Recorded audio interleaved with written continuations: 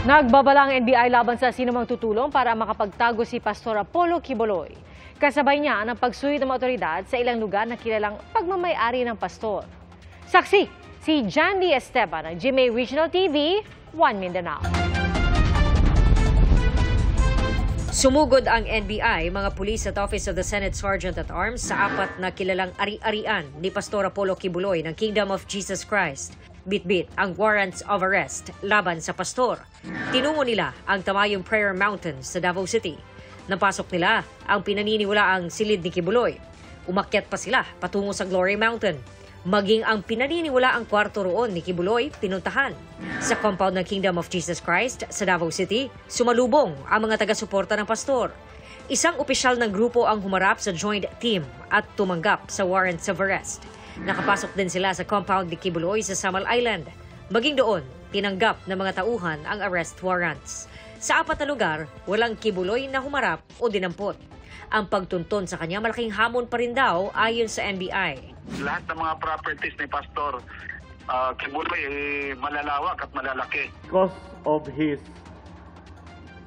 being a high-profile individual and having a lot of friends, probably that would be one of the reasons. Galing sa korte sa Davao City ang isang warrant para sa umano'y paglabag ni Quiboloy sa anti-child abuse law.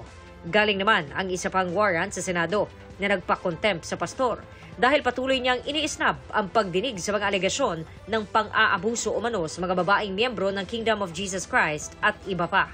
Nagbabala ang NBI sa sinumang magkakanlong sa pastor. Under the revised penal code, meron tayong tinatawag na handling of criminal, so pagtatago ng kriminal. Pag-uusapan din kung ang mga kaso ni Quiboloy ay pwedeng maging basihan para bawiin ang kanyang lisensyang magmay-ari ng armas. Mayroon lang siyang armas, wala namang history.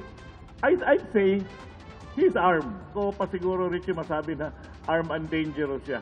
Para sa GMA Integrated News, Jandy Esteban ng GMA Regional TV 1 Mindanao, ang inyong saksi. Mga kapuso, sama-sama tayong maging saksi. Mag-subscribe sa GMA Integrated News sa YouTube at para sa mga kapuso abroad, samahan niyo kami sa GMA Pinoy TV at sa www.gmanews.tv.